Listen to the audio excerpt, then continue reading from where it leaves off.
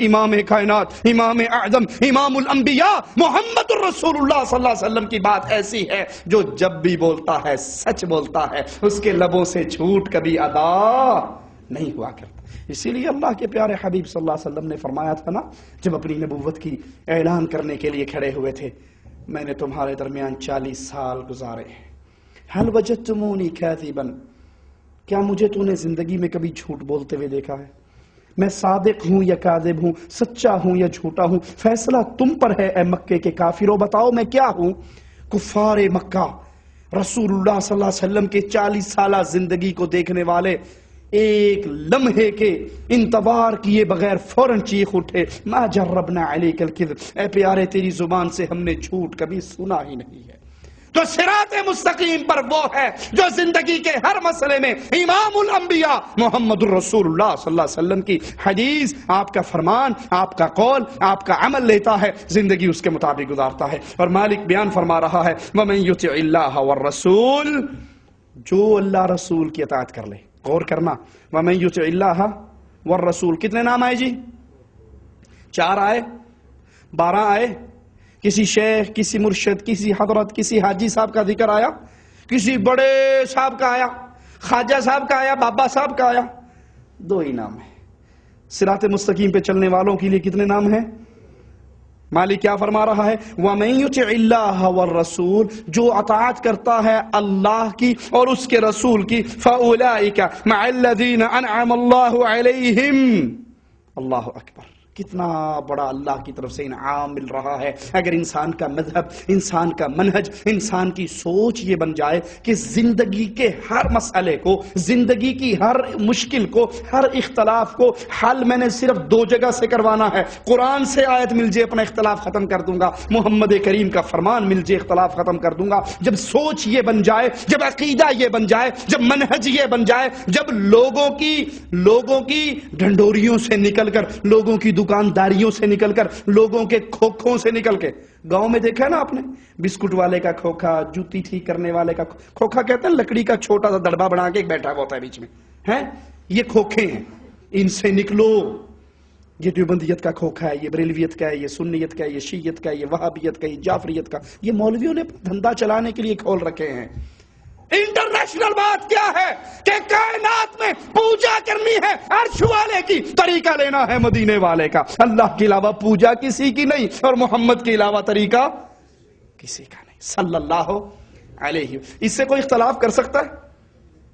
میں اس کو عالمی بات، انٹرنیشنل بات کیوں کہہ رہا ہوں؟ اس سے نہ پاکستان والے اختلاف کر سکتے ہیں، نہ انڈیا والے، نہ سعودیہ والے، نہ کشمیر والے، نہ برطانیہ، دنیا میں کوئی بندہ اس سے اختلاف، اور باتوں سے اختلاف ہو سکتا ہے، ایک کہتا ہے میں 4 مانتا ہوں، ایک کہتا ہے میں 12 مانتا ہوں، ایک کہتا ہے میں 10 مانتا ہوں، ایک کہتا ہے میں 20 مانتا ہوں، ایک کہتا ہوں میں حاجی صاحب کو، وہ کہتا ہے میرا لسوڑی شاہ، وہ کہتا ہے میرا بڑے، ان سے اختلاف ہو سکتا ہے، لیکن اللہ کا قرآن جہاں پر آ جائے اور امام کائنات محمد کا فرمان جہاں پہ آ جائے، اس سے کوئی اختلاف نہیں کر سکتا۔ اور جو اختلاف کرتا ہے، اللہ کہتا ہے فَلَا وَرَبِّكَ لَا يُؤْمِنُونَ، جو محمد کے فیصلوں سے اختلاف کرتا ہے، اللہ اس کے ایمان کا انکار کر رہا ہے۔ اس پر ملتا کیا ہے؟ اللہ رسول کی اطاعت پہ آئیے قرآن سے پوچھیں، فَأُولَئِكَ مَعَ الَّذِينَ أَنْعَمَ اللَّهُ عَلَيْهِمْ، یہ وہ مبارک لوگ ہیں، یہ وہ عظیم لوگ ہیں جو اللہ کی اطاعت کرتے ہیں، رسول اللہ کی اطاعت کرتے ہیں۔ فَأُولَئِكَ، یہ وہ لوگ ہیں، مَعَ الَّذِينَ، یہ قیامت کے دن ان کے ساتھ ہوں گے، أَنْعَمَ اللَّهُ عَلَيْهِمْ، جن پر اللہ نے انعام کیا۔ وہ کون ہیں؟ وہ کون ہیں؟ من النبیین والصدیقین والشہداء والصالحین وحسن اولئک رفیقا، جو اللہ اور اس کے رسول کی۔ مشکل کام ہے، کیوں جی مشکل کام ہے اللہ رسول کی بات ماننا؟ اپنے اپنے فرقوں سے باہر نکلنا، اپنی بنائی ہوئی دکانداریوں کو چھوڑنا اور اللہ اور اس کے رسول کی بات پہ آ جانا کوئی مشکل کام ہے؟ نماز پڑھنے کا وقت ہے، کوئی مولوی صاحب بہت عرصے جھگڑا کر لیا، اب مجھے بخاری شریف سے دکھاؤ اللہ کے نبی کا طریقہ کیا ہے، مسلم شریف سے دکھاؤ نبی کا طریقہ کیا ہے، رسول اللہ کی حدیث سے سناؤ، نکاح کرنا ہے نبی کا طریقہ بتاؤ، طلاق دینی ہے نبی کا طریقہ۔ ایک ایک عمل، حج کرنا ہے نبی کا طریقہ، کاروبار کرنا ہے نبی کا طریقہ، لین دین کرنا ہے نبی کا طریقہ. جب نبی کے رنگ میں رنگے جاؤ گے مالک انعام کیا دے گا؟ یہ قیامت کا دن ہوگا جب اللہ کے دربار میں اٹھائے جائیں گے ایسی سوچ، ایسا منہج، ایسا عقیدہ اپنانے والے کہ بس اللہ رسول کی تباہ کرنی ہے. یہ اللہ فرماتا ہے میں ان کو نبیوں کا پڑوسی بناؤں گا، میں ان کو صدیقین کا پڑوسی بناؤں گا، میں ان کو شہیدوں کا پڑوسی بناؤں گا، میں ان کو اولیاء اللہ کا پڑوسی بناؤں گا، نیک لوگوں کا پڑوسی بناؤں گا. مالک کہتا ہے اس سے پیارا پڑوس اور کس کا ہو سکتا ہے؟ کسی کو نبی کا پڑوس مل جائے خوش نصیب ہے یا نہیں؟ ارے صرف جنت مل جانے والا کتنا خوش نصیب ہے. صحیح مسلم میں ہے، موسیٰ علیہ السلام نے پوچھا ادنا جنتی کے بارے میں. مالک نے فرمایا موسیٰ وہ ہے جو سب سے آخر میں آئے گا، پل صراط پہ گرتا پڑتا بالآخر پار کر جائے گا، مڑ کے پل صراط کو دیکھ کر کہے گا اللہ تیرا شکر ہے جس نے اس عذاب علیم سے مجھے محفوظ رکھا، مجھ پہ جتنا انعام ہوا ہے کسی پہ نہیں ہوا. پل صراط سے نکل کر جہنم کراس کر کے بیٹھے گا، سامنے بڑا خوبصورت سا درخت اسے نظر آئے گا، کہے گا اللہ اس درخت کے نیچے مجھے پہنچا دے، اس کی چھاؤں میں بیٹھوں، اس کا پھل کھاؤں. مالک کہے گا بندے اگر تجھے یہ دے دوں تیری تمنائیں اور بڑھیں گی تو اور بھی سوال کرے گا، کہے گا نہیں اللہ بس اس کے نیچے پہنچا دے اور کچھ نہیں مانگتا. مالک اس بندے کو اس درخت کے نیچے پہنچائے گا، تھوڑی دیر کے بعد اس سے کچھ فاصلے پر ایک اور بڑا خوبصورت درخت نکلے گا. وہ کہے گا اللہ وہ جو ہے نا یہ نال بھی چنگا ہے، میں نے وہ دو چھڑ، میں نے وہ دے تھلے وار دی. اللہ کہے گا ابھی تو نے وعدہ کیا؟ بس اللہ اور کچھ نہیں مانگتا. اللہ اس کو اس کے نیچے پہنچا دے گا. تھوڑی دیر بعد جنت کے دروازے کے قریب ایک تیسرا درخت نمودار ہوگا جو ان دونوں سے زیادہ خوبصورت ہوگا. کہے گا اللہ تیری عزت کی قسم یہ دے دے پھر کچھ نہیں مانگوں گا. مالک جانتا ہے کہ جو کچھ یہ دیکھ چکا ہے صبر کر سکتا، مالک اس کے نیچے پہنچائے گا. جب وہاں پہنچے گا جنتیوں کو دیکھے گا، جنتیوں کے کہکے سنے گا، ان کی محفلیں، جنت کی نعمتیں. بازار سے 6 ریال کا 2 کلو دودھ ملتا تھا اب تو 7 کا ہو گیا ہے. اور وہاں دیکھے گا دودھ کی نہریں، شراب کی نہریں، شہد کی نہریں، میٹھے پانی کی نہریں. ایک درخت اتنا لمبا کہ 100 سال مسافر دوڑتا رہے، گھوڑا دوڑاتا رہے، 100 سال گزر جائیں گے درخت کی چھاؤں ختم نہیں ہوگی. اتنی عظیم نعمتیں. کہے گا اللہ مجھے جنت ہی دے دے. اللہ کہے گا جا جنت میں. اب یہ جو ہی جنت کی طرف جائے گا خیل الیہ انہا ملآ، اس کے دل میں گمان پیدا ہوگا جنت تو بھر گئی ہے، میں جاؤں کہاں؟ یہ واپس آ جائے گا اللہ جنت میں رائے کچھ نہیں، حوروں کی شادیاں ہوگی، محلات پہ قبضے ہوگے، اب میرے لیے کیا بچے؟ میں کیا کروں جنت میں جا کے؟ کیا لوں وہاں؟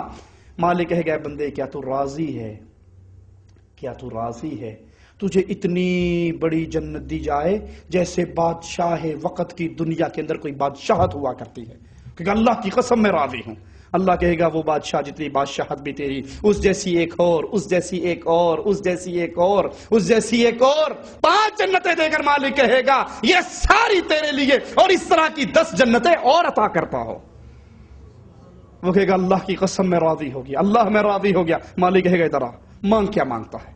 یہ تو میں نے دی نا، اب تو مانگ کیا مانگتا ہے؟ بندہ فوراً مانگنے کے لیے سوالات کی پٹاری کھول کے بیٹھ، یہ بھی دے دے، یہ بھی دے دے، یہ بھی دے دے، یہ بھی دے دے. تمنائیں ہیں اس کی زبان پہ آ رہی ہیں. حدیث میں آتا ہے اس کی تمنائیں ختم ہو جائیں گی، اس کی تمنائیں ختم ہو جائیں گی اور مالک سب کچھ عطا کر دے گا.